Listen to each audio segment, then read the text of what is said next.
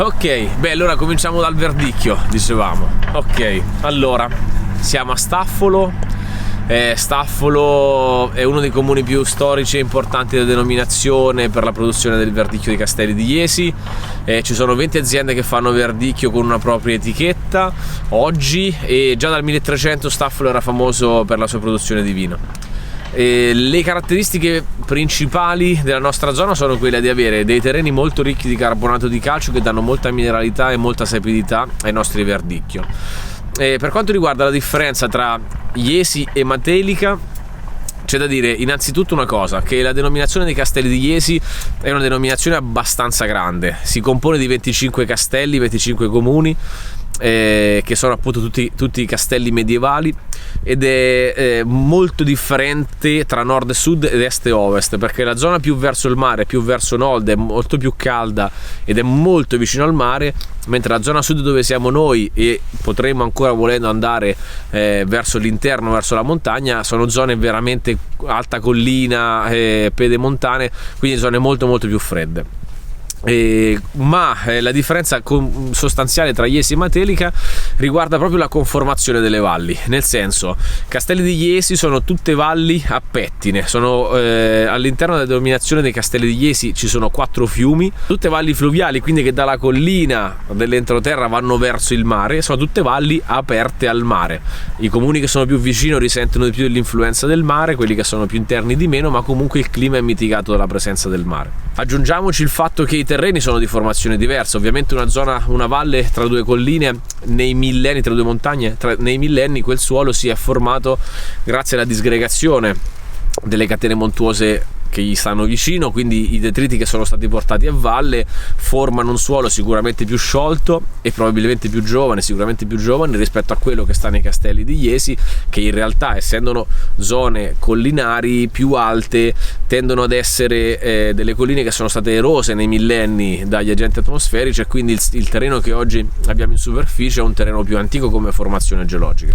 E l'altra grande differenza ovviamente è climatica, perché come dicevamo un attimo fa, ovviamente se stiamo ai piedi di una montagna, le correnti ascensionali che portano l'aria fredda dalle montagne verso la valle fanno sì che nella zona di Matelica ci sia un clima più freddo e di conseguenza delle maturazioni più lente, e di conseguenza una vendemmia che ancora oggi arriva 2-3 settimane dopo rispetto a quella dei Castelli di Jesi. C'è una grande differenza anche con il cambiamento climatico, cioè anche con il fatto che la terra si sia riscaldata, che il clima si sia riscaldato e che tutte le vendemmie siano negli ultimi anni anticipate. A Matelica si vendemmia ancora molto dopo rispetto alla zona dei Castelli di Jesi. Ovviamente non c'è differenza, giusto per dire una banalità ma per essere chiari, non c'è differenza nell'uva, nel senso che il verdicchio è verdicchio nei Castelli di Jesi ed è lo stesso identico a Matelica, perché qualche volta c'è anche questo che si sente dire in giro da qualcuno o poco informato o informato male. Il clone è anche lo stesso? Il clone no, allora il verdicchio è verdicchio, poi all'interno di tutte le zone ci sono dei cloni che si differenziano molto perché nei millenni, nei secoli si sono adattati a quel microclima.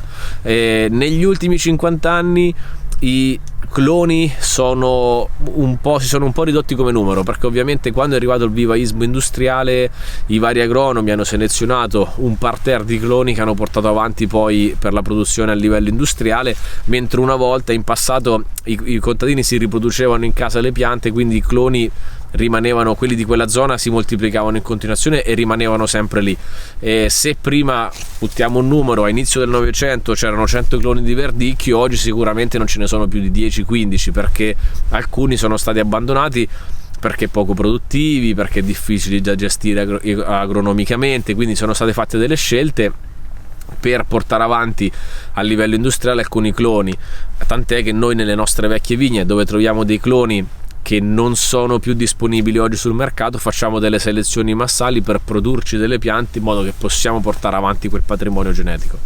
E quindi c'è sicuramente una differenza di cloni tra Jesi e Matelica, perché le piante si sono adattate nei secoli a due climi diversi, ma all'interno dei Castelli di Jesi c'è la stessa cosa. Cioè, se parliamo con memorie storiche, persone più anziane ti dicono che era abbastanza normale una volta parlare dei del verdicchio di Staffolo, il verdicchio di Cupra, il verdicchio di Montecarotto, ma non perché fossero dei vitigni diversi, ma perché i cloni tipici di quella zona erano un po' diversi da quelli dei comuni vicini.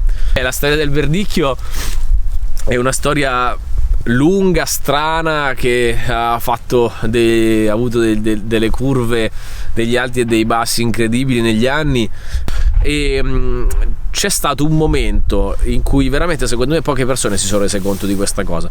C'è stato un momento tra gli anni 80 e gli anni 90 in cui il verdicchio stava per fare la stessa identica strada che ha portato poi il Frascati ad essere quello che è oggi, ma come il Frascati è per dirne una, perché ce ne sono altre, no? È calzantissimo.